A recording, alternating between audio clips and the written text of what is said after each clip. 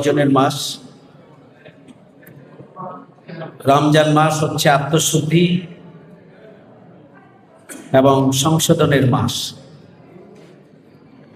রমজান মাস হচ্ছে ব্যক্তি, সমাজ এবং রাষ্ট্রকে পরিশুদ্ধ এবং পবিত্র করার জন্য মাসব্যাপী কর্মসূচি পালনের মাস। আল্লাহ রাব্বুল আলামিন পবিত্র কোরআনে সেটি বলেছেন, লাআল্লাকুম তাত্তাকুন, আশা করা যায় যে তোমরা তাকওয়া অর্জন করতে পারবে। এই তাকওয়া এমন একটি গুণ, এমন একটি বৈশিষ্ট্য যা ব্যক্তির অন্তরে আল্লাহর ভয় তৈরি করে। ব্যক্তির অন্তর যখন আল্লাহর ভয়ে ভীত সন্ত্রস্ত হয়, তখন দুনিয়ার কোনো লোভ লালসা, সুযোগ সুবিধা, দুনিয়ার কোনো চাওয়া পাওয়া অথবা দুনিয়ার কোনো বিপদের কারণে কখনোই নীতি থেকে তিনি বিচ্যুত হন না, অন্যায়ের সাথে আপোষ করেন না, অশ্লীলতা এবং বেহায়াপনাকে প্রশ্রয় দেন না। চরিত্রকে তিনি কখনোই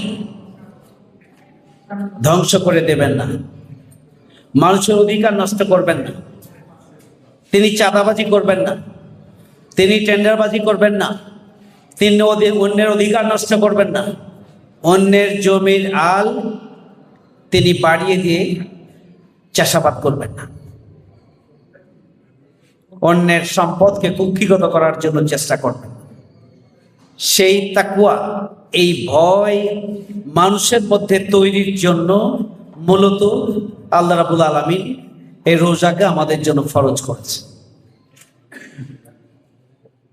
এখন আমাদের সমাজের যে চিত্র, মাসব্যাপী আমাদের এই যে রমজান কর্মসূচি, এটা যদি কার্যকরভাবে আমরা আমাদের জীবনে পালন করতে পারতাম, তাহলে এই মাস শেষে আমরা যা অর্জন করতাম, এই অর্জন দিয়ে আমরা বাকি 11 মাস নিজেদেরকে সততা এবং নৈতিকতার সাথে সমাজের মানুষের সাথে আমরা ডিলিংস করতে পারতাম, লেনদেন করতে পারতাম, ভূমিকা পালন করতে পারতাম এবং সমাজে যে অশান্তি তা দূর হতো।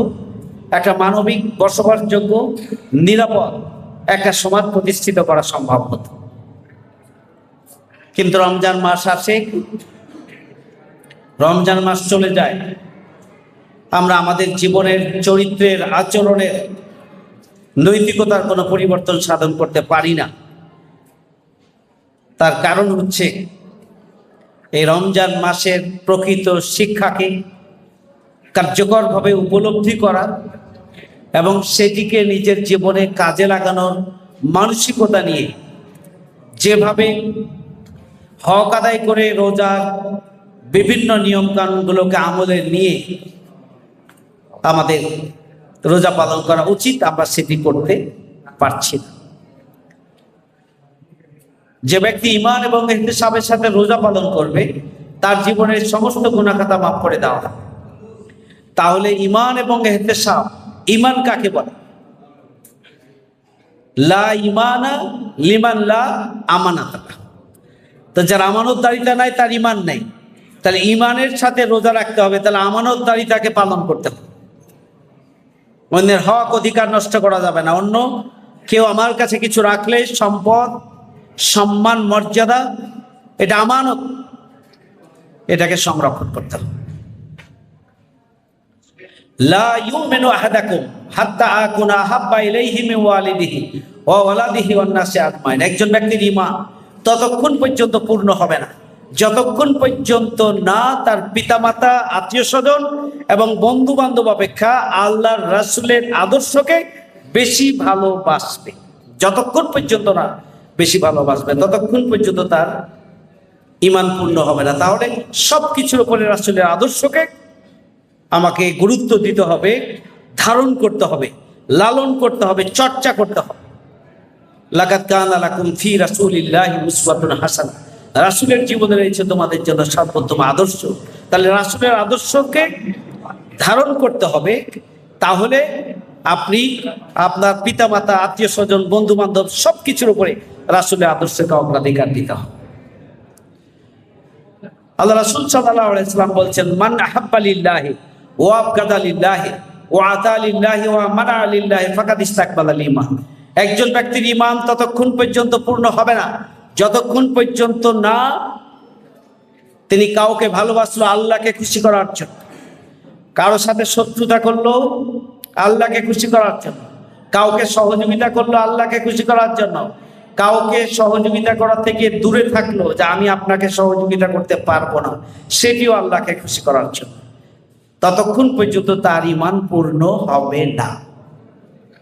তাহলে আমরা এই যে রোজাকে যদি আমরা ধারণ করি, তাহলে রোজার সাথে সংশ্লিষ্ট বিষয়গুলোকে মনে প্রাণে ধারণ করে আমরা যদি নিজেদেরকে মুত্তাকি হিসাবে তৈরি করার জন্য আমরা রোজা পালন করি, তাহলে অবশ্যই এই রোজা আমাকে পরিবর্তন করবে, এই রোজা এই সমাজ এবং রাষ্ট্রকে পরিবর্তন করবে।